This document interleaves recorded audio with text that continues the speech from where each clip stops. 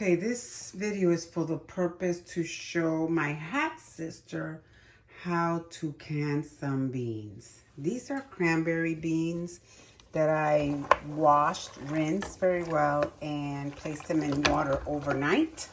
I'm warming them up because I have my jars in the dishwasher. They're ready to come out and they're going to be super hot. So I want to make sure that the temperature when I put my beans in there are also warm, or hot, should I say. I have already checked my canner, make sure that all of these components work. And I set my gauge here. I am going to add some sofrito to my beans, and that's fine. You don't have to. You can just do them like that. And this way you have them kind of ready for whatever you want. So when I do my beans, I do them raw, as you see here. Like I said, the only reason I'm warming them up is because I want the temperature, since the glass, or should I say the jars are going to be hot. I didn't want to put something that's room temperature or that's cold in there, because that will affect the glass, and the glass might just bust. So like I said, I'm just getting ready. Everything, I put a little bit of water in here, and the water is warm from the faucet. And then I'm going to be assembling this, and I'll show you how easy it is. Okay, guys. So we're going to get ready to start assembling. I have already disinfected everything. This is a clean kitchen towel. I have 6 jars here, and they're the quart size.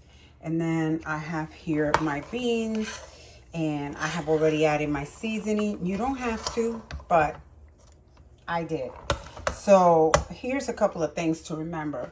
I add my beans without the liquid first, and then I put liquid because I want all of them to be even amounts. Now, it's important that you do soak your beans because they will hydrate. And this way you have a better chance when you get ready to can them. Because if you can them straight out of the bag and you do not hydrate them, it's going to be very hard for you to gauge how much more they're going to expand and possibly blowing your jar. Okay, so that's important. What else? I think that's about it. So I'm going to start, and I'm going to bring you to show you how far I'm going to fill them, okay? Okay, as you can see, they're all about the same, like a little bit over halfway, just a tiny bit. Now I'm going to proceed to add my broth to each one, and equally. And if I run short, then I'll add a little bit of water to it, okay? But I will come back and show you how I do that.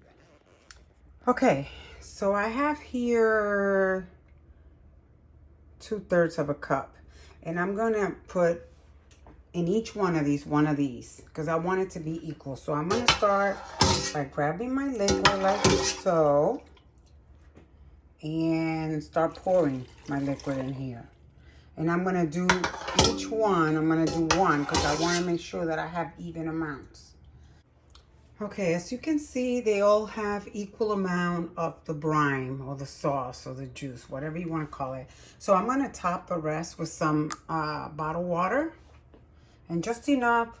With beans, keep in mind, you got to give it a little bit more headspace because the beans are going to expand more, okay? Hydrate more. Okay, so I'm going to go, and I'm going to leave it like that.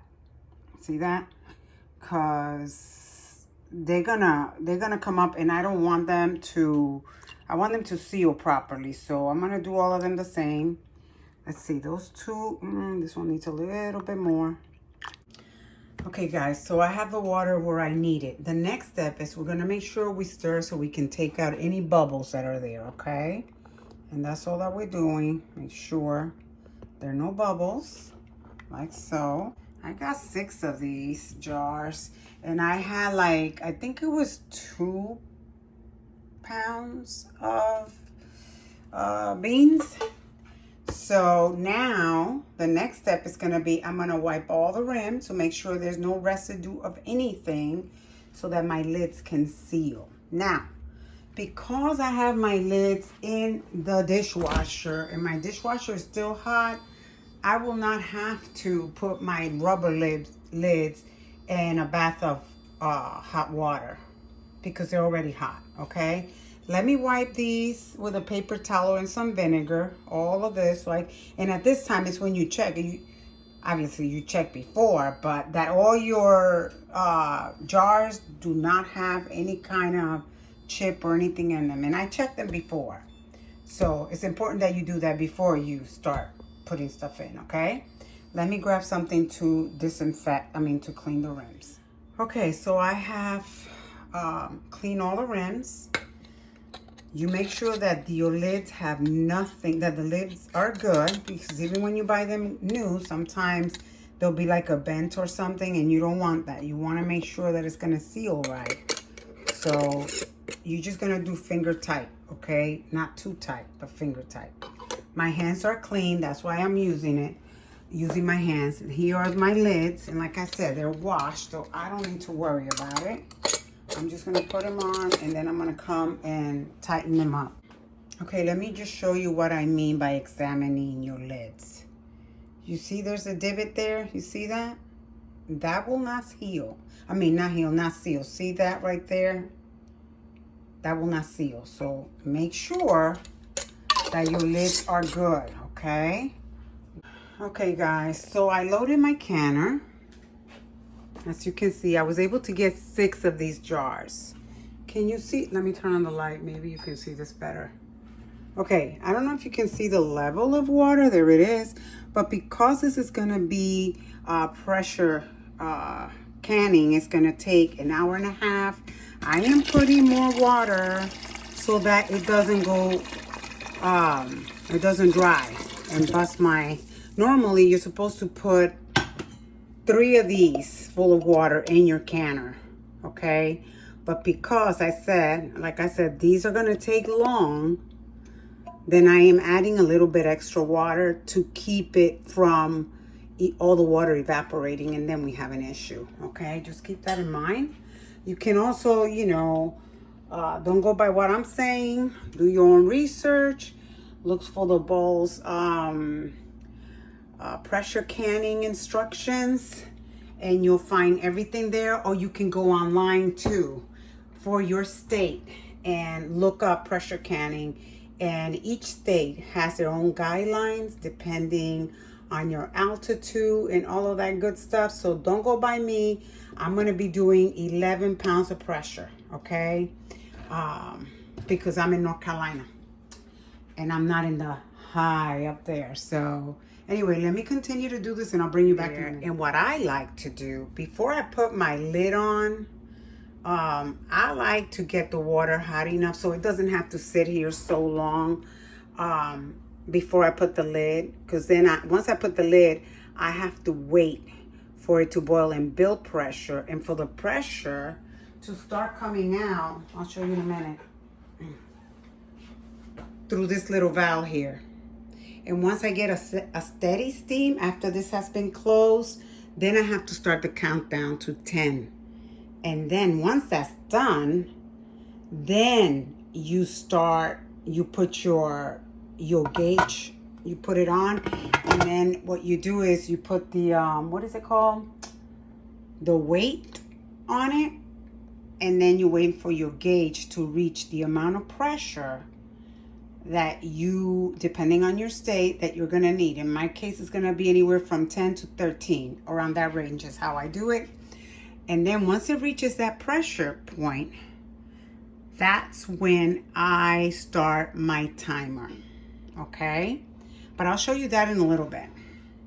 Let me wait until this water comes to a boil before I put my lid on, and you'll see what I mean. Okay, guys, I don't know if you can hear it, but you see it starting to bubble. At this stage, I like to put my lid on. And it's important that you see, this is where you're gonna attach this one where it says, I'm sorry, right here, see, close and open. It's gotta match that right here, okay? I'm gonna close it now. Bring you back in a minute. Okay, so I successfully closed my lid, and you can see. Now, all I'm gonna wait now, that's what I was talking about earlier. Now, the steam will build up a lot quicker, and then when you see a steady steam come out, then you put your timer for 10 minutes. And after 10 minutes, then you put your weight gauge on, and then you wait for the gauge here to reach the pounds of pressure for your state. And then at that time, then you start setting your clock to the time that it indicates on your recipe that you should be canning for. In my case, it's going to be an hour and a half because of the size of the jar. So that means, I'll bring you back and I'll show you what I mean. Okay guys, I'm bringing you in so you can see the steady stream. See that? Steam. That's what you want. At this point, I am going to, and it's coming out of there. Do not put your finger over it. I'm going to put my timer for 10 minutes. And when it reaches that 10 minutes, after that 10 minutes is done, then I'm going to put in my weight gauge on here. Okay? And this is a 10 pounds of pressure right here for this. That's the weight pounds. So I'm just going to wait for my timer to go off, and then I'll bring you back. Okay guys, so it has reached the 10 minutes. I'm going to turn this off. Now I'm going to put my weight gauge, my weight thing here. See that? And now I'm going to wait for this gauge to reach between 10 and 13. Oh, I'm going to burn myself. It's important that when you do this thing has to be up like you see it there. So I'm going to wait, and because I know my stove already, I know I'll wait until it gets around 10 or so, or 9, and then I'm going to put my temperature somewhere in here. Because I know that when I keep it at this, the range at this temperature, it keeps the pounds of pressure gauge steady at the pressure that I want, or that it needs to be. And this doesn't go up. If this thing starts going way too loud, too fast, then you have to play with your temperature, because it has to be an even kind of thing. The other thing that I wanted to mention is, I forgot what I was going to mention. I just lost my train of thought. But oh, if by chance at any point when you first start canning, you want to be around so that you can see your canner, because if your temperature drops below what the pounds of pressure should be for your area, you have to start the whole process again, meaning start the countdown again from the beginning. If it's an hour, then you're gonna put the clock back to an hour, okay? So be very, very mindful of that. For me, I already know, because I have canned so much before, so I already know what my stove, if I keep it at a certain, in between here and high, it'll stay at the 11 to 13 pounds of pressure. And I'm good with that. What I don't want is for it to drop, because I sure do not want to start the countdown all over again, okay? So keep that in mind. I'll bring you in when I reach the temperature, and then we'll set the time. Okay, so you see it's almost at that level reaching. So I am now going to put my temperature gauge here. My heat. I'm gonna put it right around, I don't know if you can see, right around there. And I will keep an eye on it. It should stay between 11 to 13, like in between that range. Or 10 through 13, I should say. So I'm gonna keep an eye on it until I'm sure that it's gonna stay in that range. And then, like right now, I still have a couple of minutes before I set my timer. Okay, at this point, I am going to set my timer for an hour and a half. Here we go, 1 hour and 30 minutes. And see, you see how it kept going? It's gonna keep going a little bit more. Hey guys, I'm bringing you in just to show you once again. You see it has stayed steady in the same, the pressure gauge has stayed steady. And it's going almost on half an hour. I just want to show you, and I kept it at the heat, at this level of heat. So depending on your stove, once you find out, you could probably walk away. Once you find out where is the sweet spot in your stove for your pressure canner, okay? Then you know that every time you're gonna make something, you know that if you set it at the temperature gauge that you have discovered that works for your canner, you don't have to worry about it. You don't have to wait that it's gonna go be low or it's gonna go too high. Okay, so I just wanted to show you. You see how it stays there? Perfect. Good morning, guys. So it is the next day, and I'm getting ready to open my canner. I'll bring you in a minute. Okay, so here we go. It appears that they all seal. See that? No leaks whatsoever. Let's see. Let's pull one up. See? Doesn't that's a thing of beauty right there. Whoops. Oh, shoot. I almost broke it. So when you take him out, this is going to be a little bit loose, as you can see, and that is normal. All I'm going to do now is, but you see, perfect and perfect. Let's see the other ones. Oh, yeah. So these, my darling, are ready to go. So now, when I want to make beans or I want to make sancochos or whatever it is that I want to make, I don't have to go through the process of putting them in water and spending hours for them to get tender. They're already pre-cooked. So there you have it, guys. And they are sealed. See, if they were not have not sealed properly, you would have heard a clicking sound when I did this. The lid would go clicky, clicky, clicky. So that's good. Okay, guys. One last thing I wanted to point out. I removed these, okay, and I dry them so they don't get rusted. I dry them, and this is how I put them away. Now, when you put these away, do not make the mistake of doing this, putting them on top of each other. That's a no-no, okay? Unless you have a box that you layer, then that'll be okay. But you don't want to put all this weight on there and cost maybe for air to get in or for it to buckle the lid. So just wanted to share that bit of information. Thank you for watching. If you like this video, please subscribe to my channel, and please, please, please give it a thumbs up. God bless.